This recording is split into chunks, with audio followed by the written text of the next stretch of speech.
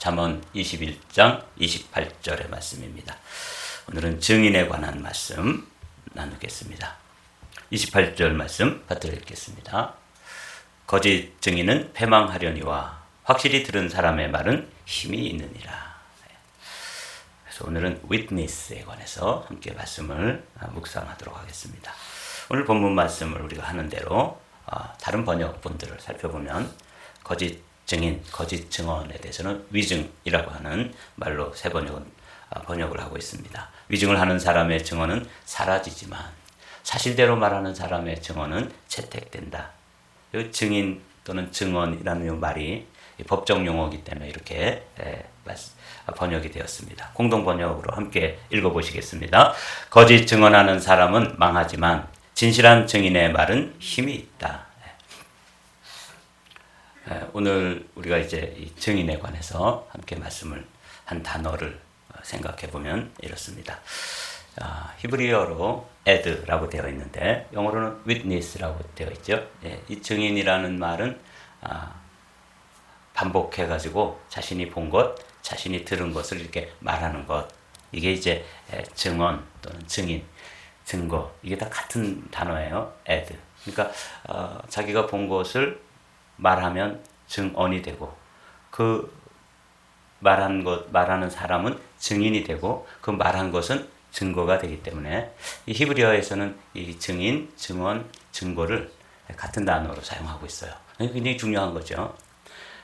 특별히 이게 법정 용어인데 법정에서 잘못 증언하면 어떤 사람이 죽기도 하고 어떤 사람이 살기도 하는 거 아니에요?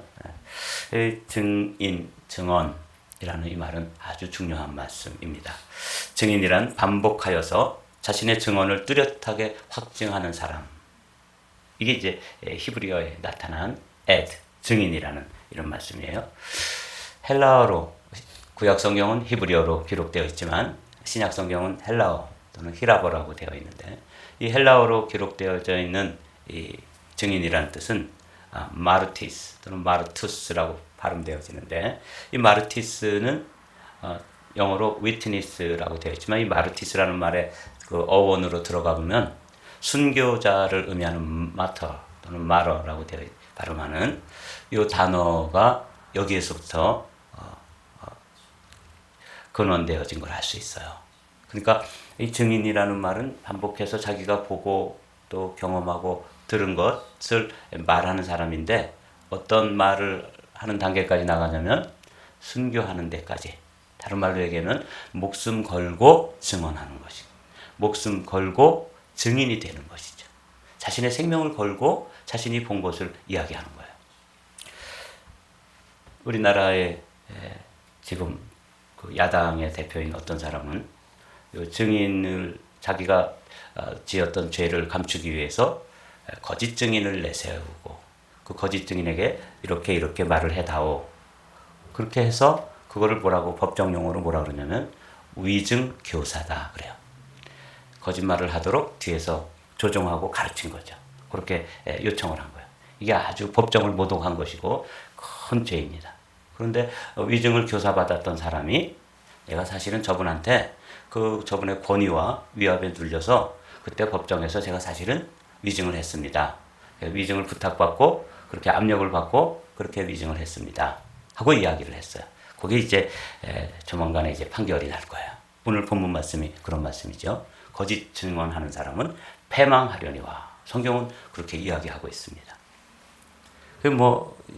그렇게 정치인들이 자신의 죄를 감추기 위해서 위증 교사하는 것뿐만 아니라 제가 이 말씀을 묵상하면서 제가 사실은 매주 증인이잖아요. 법정 정도가 아니라 이 강단에서 성도들 앞에서 하나님의 말씀을 들은 것, 하나님의 일하심, 역사하심 본 것을 이제 말씀을 잘 조리 있게 만들어서 성도들 앞에서 그 말씀을 증언하는 것이죠. 근데 이 성도들 앞에서 증언하는 것이지만 더 실제적으로 생각해 보면 어느 분 앞에서 하는 거예요? 하나님 앞에서 하는 거예요. 참 이 증인, 증언이라는 이 단어를 묵상하면서 제 자신이 참 책임이 무겁다. 주님께서 저에게 위증을 교사할 일은 없겠죠. 어떤 야당 지도자는 자신의 죄를 은폐하고 면하기 위해 가지고 위증 교사를 하지만 주님께서는 위증을 교사할 일이 없어요. 네가 본 것, 네가 깨달은 것, 네가 주님께 들은 것, 그거 잘 증언해라. 그래서 저를 목회자로 부르시고 지난 35년 동안 지금 증인으로 저를 세우신 거예요. 하나님의 증인인데 이 증인이 가끔씩 가다가 그걸 좀 더 제대로 본 것, 들은 것만 해야 되는데 이게 뻥튀기를 한다든지 이걸 거짓 증언을 하게 되면 이건 패망한다는 거죠. 이건 주님은 그렇게 시킨 적이 없는데 위증을 교사한 적이 없는데 위증을 하고 있는 거죠. 보지도 못했으면서 본 척하고 듣지도 못했으면서 들은 척하고 깨닫지도 못했으면서 다른 사람이 깨달은 걸 슬쩍 가져다가 깨달은 척하고 이야기를 한다. 이게 뭐라고요? 위증이라는 거죠. 거짓 증언을 하는 거예요. 그래서 제가 이거 말씀 묵상하다가 좀 떨리고 두려운 생각이 들었습니다. 이건 목숨 걸고 해야 되는 일인데 이거 너무 쉽게 가볍게 생각하면 큰일 나겠구나. 나중에 이제 가서 주님 앞에 서게 되면 주님께서 이런 일에 대해서 다 이제 판결을 해주실 거예요. 너는 어쩌면 매주일 그렇게 신실하게 내가 너에게 보여준 것을 그렇게 목숨 걸고 증언했느냐. 정말 귀하다. 그래서 이제 주님 앞에 서면 요한계시록 21장에 보면 처음에 주님 앞에 가면은 뭐부터 해주시냐면 이렇게 안고 눈물부터 닦아주세요. 그 목숨 걸고 증언을 하기 위해서 얼마나 사실 힘들어요. 그렇죠? 그런데 마터, 이게 순교자인데 순교할 각오를 하고 말씀을 전한 그 삶, 그 순례자의 여정을 마치고 주님 나라에 도착하면 주님께서 제일 먼저 해주시는 게 증인을 품에 안으시고 눈물부터 닦아주시는 거죠. 어제 이제 그 증인의 삶을 살다가 우리 목사님 하나님 나라로 옮겨가셨는데 주님께서 그 목사님을 처음에 품에 안으시고 내 사랑하는 종아 수고했다. 얼마나 고생했니? 그러면서 눈물을 닦아주시는 거죠. 그게 새하늘과 새 땅에서 이루어지는 일입니다. 제가 이제 장례식을 준비하면서 설교를 준비하고 그러면서 우리 목사님도 하나님 나라에 가셔서 주님이 안아주시고 그렇게 눈물을 닦아주시겠구나. 이게 증인이에요. 히브리어에는 에드, 그 다음에 헬라어로는 마르티스. 특별히 증인이란 복음의 진리, 예수 그리스도의 십자가의 죽음, 부활을 증거하는 사람이에요. 제가 증인이고 사실은 여러분들도 누구예요? 증인이에요. 근데 이 증인에 대해서 성경에서는 거짓 증거하지 말라고 거듭해서 말씀하십니다. 유명한 말씀이죠. 십계명에 있는 출애굽기 20장 16절에 있는 말씀 함께 읽어보겠습니다. 내 이웃에 대하여 거짓 증거하지 말라. 하나님은 이 거짓 증거 이게 에드예요. 거짓 증거. 제가 증인으로서 증언을 한 것이 증거가 된다. 이게 다 같은 단어라고 말씀드렸죠. 네, 거짓 증인이 되지 마라. 거짓말하지 마라. 그게 하나님 앞에 가서는 다 뭐가 돼요? 증거가 되기 때문에 그런 것이죠. 그래서 킹제임스 버전으로 보면 witness라고 되어 있고 뉴 인터내셔널 버전에 보면은 testimony라고 번역이 됐는데 저는 이 킹제임스 버전이 훨씬 더 본래의 의미에 가깝게 이게 법정 용어고 법정 용어를 넘어가지고 자신의 삶, 자신의 목숨, 자신의 생명을 건 단어이기 때문에 witness를 martyr라는 단어로 번역하는 게 예전에는 이 킹제임스 버전이 그렇게 번역이 되어 있었습니다. 그러니까 아주 이게 심각한 단어예요. 근데 이걸 거짓으로 한다? 이건 뭐 정말 크게 책망받을 일이고 망하는 일이죠. 사도행전에 우리가 잘 아는 말씀이죠. 오직 성령이 너희에게 임하시면 너희가 권능을 받고 예루살렘과 온 유대와 사마리아와 땅끝까지 이르러 내 증인이 되리라.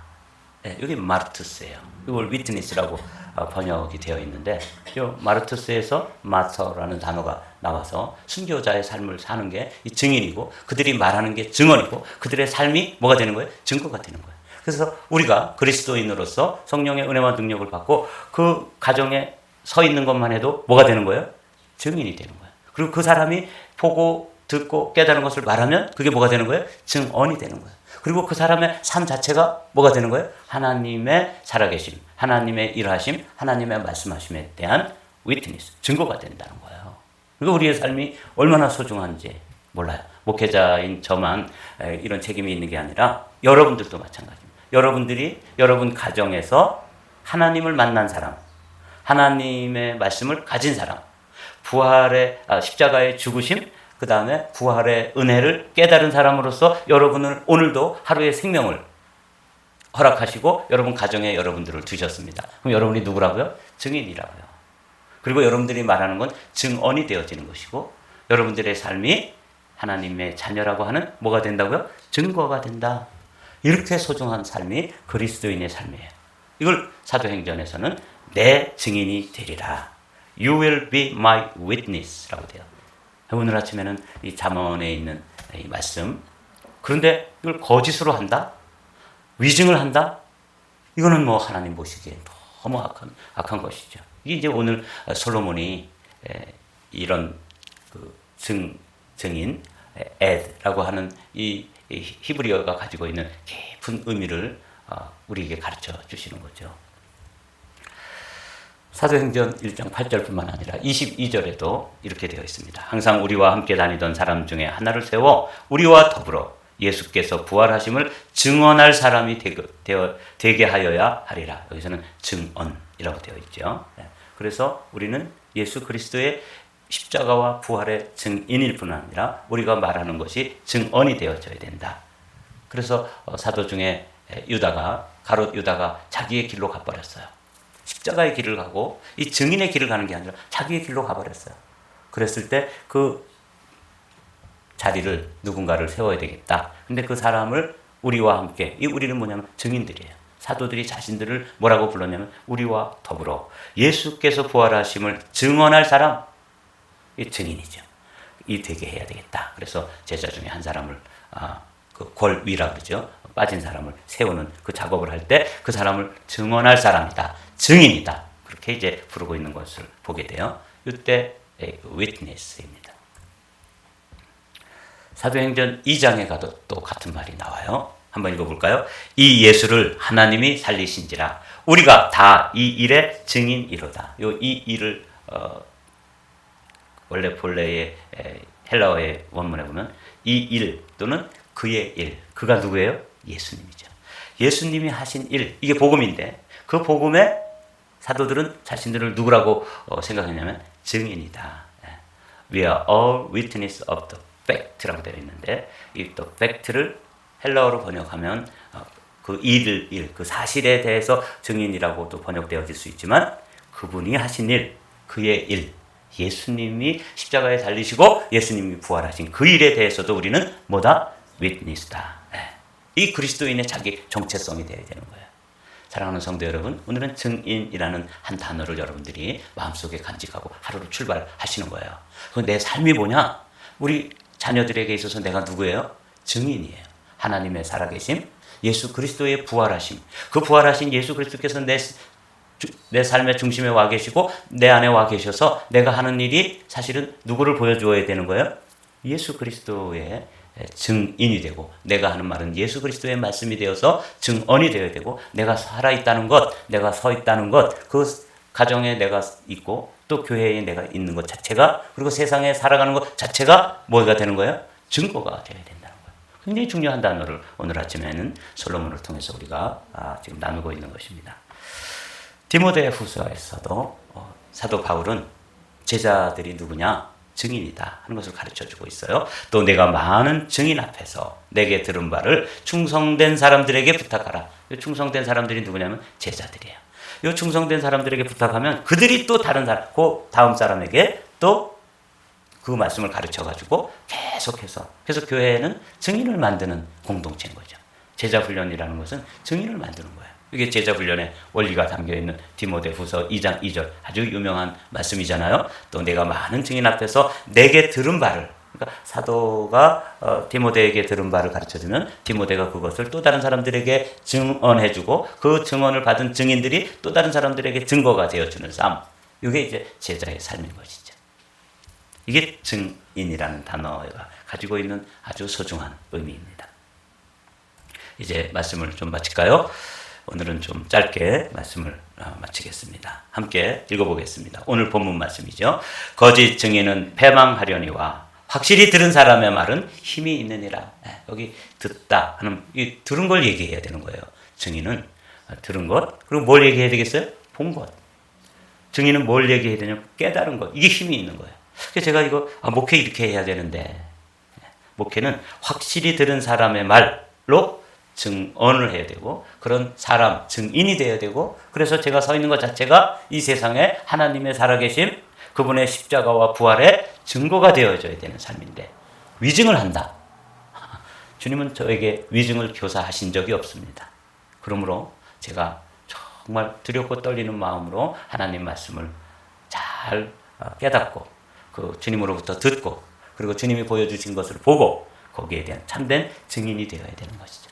그런데 저뿐만 아니라 여러분들도 여러분 가정에서 증인이 되어야 됩니다. 증인이 잘 그 증인된 삶을 살면 그걸 보고 자녀들이 어떻게 한다고요? 아까 우리가 디모데후서 2장 2절에 내게 들은 바를 또 다른 충성된 사람들에게 가르치고, 그 사람들이 그 다음 사람들을 가르치고, 그렇게 해야 되는 것이죠. 그래서 우리가 1차적인 목적은 우리에게 허락되어진 자녀들, 그 자녀들에게 좋은 증인이 되어야 되는 거예요. 그래야지만 그 자녀들이 그 엄마나 아빠의 증언을 듣고, 그 증거를 보고, 그 다음에 자신들에게 허락해서 또 함께 살도록 자녀들을 허락해 주셨잖아요. 그 자녀들에게 증인이 될 거 아니에요.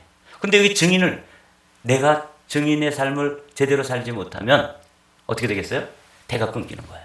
믿음의 계대, 믿음의 증인으로서 또 증인을 만들고, 그 증언을 함으로써 증거가 되어지는 이 삶이 거기서 또 끊어지는 거예요.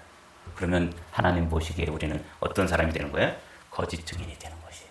이 사람들 망한다, 패망한다, 이렇게 기록되어 있습니다. 오늘도 내가 참된 증인, 진실된 증인. 그래서 오늘 제목이 뭐냐면 거짓 증인과 진실된 증인이에요.